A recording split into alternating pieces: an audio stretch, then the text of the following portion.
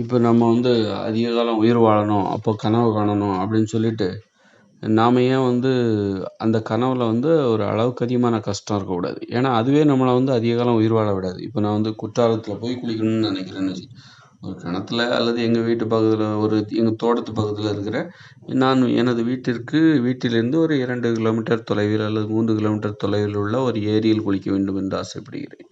அல்லது ஒரு கிணற்றில் குளிக்க வேண்டும் என்று ஆசைப்படுகிறேன்.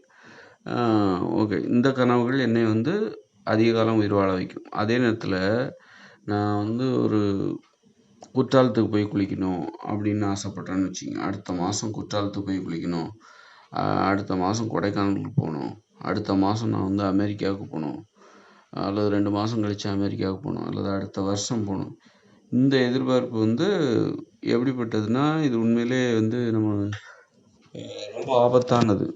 இந்த கனவுகள் நம்மை சாகடிப்பதற்கு வாய்ப்பு இருக்குது. ஏன்னா குற்றாலத்துக்கு போகிறோம், அங்கே ஏதாவது விபத்து நடக்கும். கொடைக்கானலுக்கு போகிறோம், அது அந்த மாதிரி கொடைக்கானலுக்கு போகணுன்னு திட்டமிடும்போது அங்கே எதனா விபத்து நடக்கும். அப்போது விபத்து எல்லா இடத்துலையும் நடக்கும். ஆனால் விபத்துக்கான வாய்ப்புகள் எங்கே அதிகமாக இருக்குது, எங்கே குறைவாக இருக்கிறதுங்கிறது தான் முக்கியம்.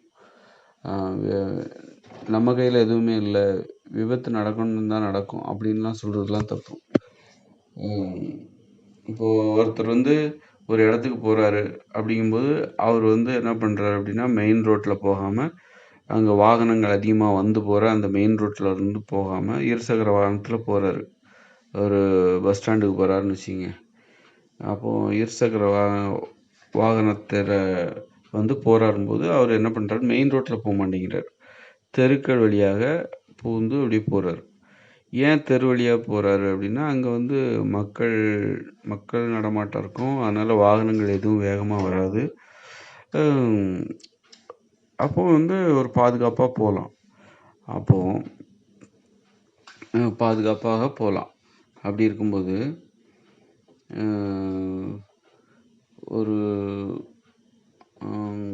ஒருத்தர் மெயின் ரோட்டில் போகிறதுக்கும் இதுக்குள்ள வித்தியாசம்னா, எல்லா இடத்துலையுமே தான் ஒருவேளை அந்த தெரு வழியாக போகிறதுனால அதுலேயும் ஆபத்து ஏற்பட வாய்ப்பு இருக்குது. இருந்தாலும் வாய்ப்பு குறைவாக இருக்குது. ஒரு மெயின் ரோட்டில் போகிறத விட நிறைய வாகனங்கள் போகிற மெயின் ரோட்டில் போவதை விட ஒரு சாதா ரோட்டில் ஒரு தெரு வழியாக ஒரு பஸ் ஸ்டாண்டை அடைவது என்பது விபத்துகள் ஏற்படுவதற்கான வாய்ப்புகள் குறைவாக இருக்கிறது அப்படின்னு பொருள். அதனால்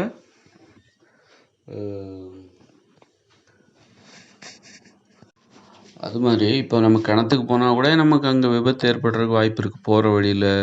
அது நான் ஒரு குற்றாலத்துக்கு போய் குளிக்க போகிறேன்னு வச்சுக்கோங்க, அது ரொம்ப தொலைவில் இருக்குது, அதுக்கு மலையெல்லாம் ஏறணும். அப்போ எவ்வளோ ஆபத்து இருக்குது பாருங்கள்.